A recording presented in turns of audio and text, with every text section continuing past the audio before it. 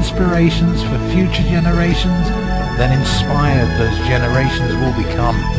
An inspired generation fashions the tools to create an inspired world.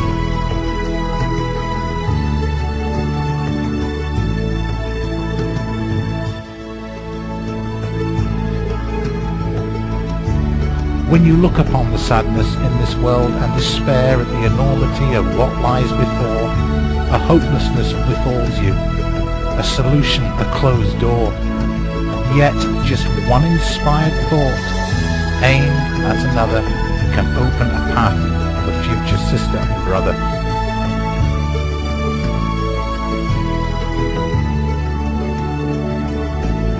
The spark of my mind was ignited by others who were fired up by the minds of those who came before them, an inspirational fire that is as old as humanity, yet is as new as the most distant part of humanity's future.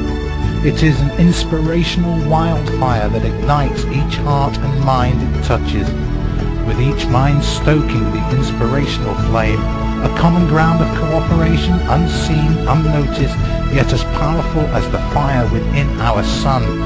You and I can add the fuel to keep the flame alight for generations to come.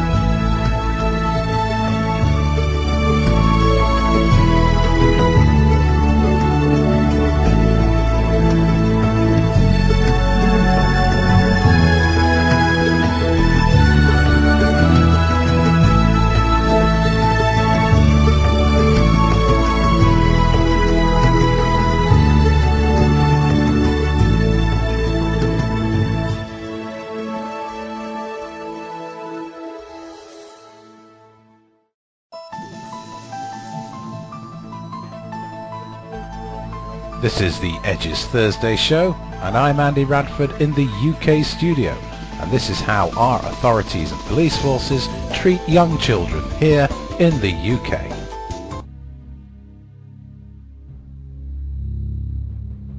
The creators of a pioneering device that uses high-frequency sound to stop teenagers congregating outside shops, schools and railway stations reacted angrily this month to news that the government-appointed Children's Commissioner wants to see it banned. The £500 Mosquito device has been installed at some 3,500 locations across the UK since it first went on sale in January 2006. It emits an irritating high-pitched sound that only can be heard by children and young people up to their early teens, forcing them to move on. But Sir Albert Ashley-Green, the Children's Commissioner for England appointed to represent the views of the country's 11 million children, has set up a campaign called Buzz Off that is calling for the Mosquito to be banned on grounds that it infringes the rights of young people. These devices are indiscriminate and target all children and young people, including babies, regardless of whether they are behaving or misbehaving. Incidentally, how can a baby misbehave, by the way? Sir Al told the BBC, the use of measures such as these are simply demonizing children and young people, creating a dangerous and widening divide between the young and old. He added, this device is a quick fix. It is not tackling the root of the problem, and it's indiscriminate. The campaign has won the support of human rights groups, including Liberty, whose director, Shami Chakrabarti, described it as a sonic weapon directed against children and young people. What type of society uses low-level sonic weaponry on its children? Imagine the outcry if a device was introduced that caused blanket discomfort to people of one race or gender, rather than to our kids, she said. But Simon Morris, Commercial Director of Compound Security Systems, which created and markets the Mosquito, defended it and questioned the motivation of the campaign to ban it. Well then, Mr. Simon Morris, Commercial Director of Compound Security Systems, you must be a sadist. How can a person develop a weapon against the young of society? The young of society only react to how the adults treat them. And to develop a weapon that impacts babies in a pram or a pushchair? You are a sadist. In fact, it is tantamount to child abuse. The device works, the weapon works by emitting a pulse at 17 to 18 kilohertz that switches on and off 4 times a second for up to 20 minutes. Teenagers can pick it up through minute hairs in their inner ears, but those hairs tend to die off by the time they reach 25.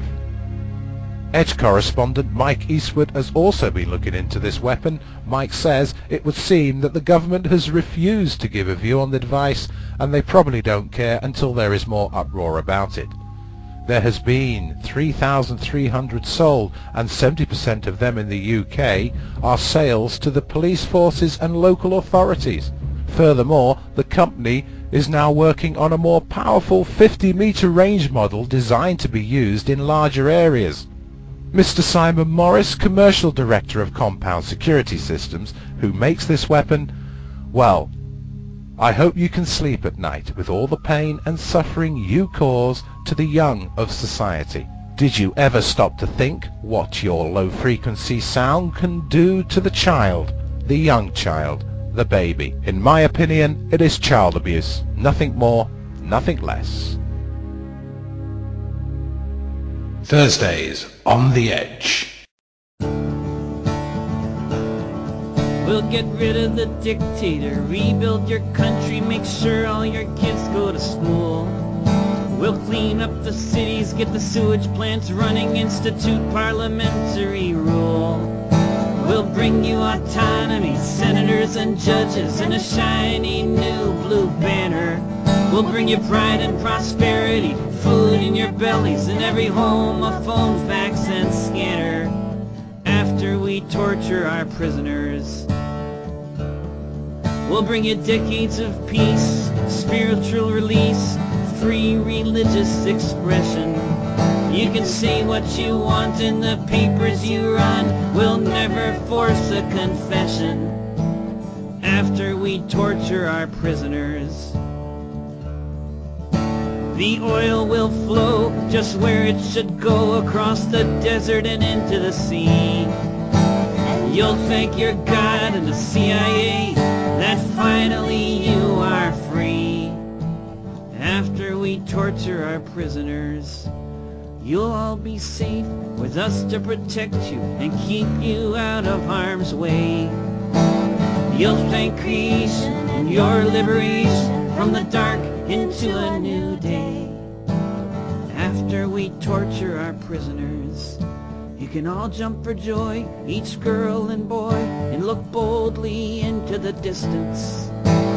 You'll be so happy for all that we've done, for such invaluable assistance. After we torture our prisoners, you won't have to worry about tyrants and bullies now that you have sovereignty. You can hold your head high, kiss Saddam goodbye, say hello to democracy. After we torture our prisoners, after we torture our prisoners.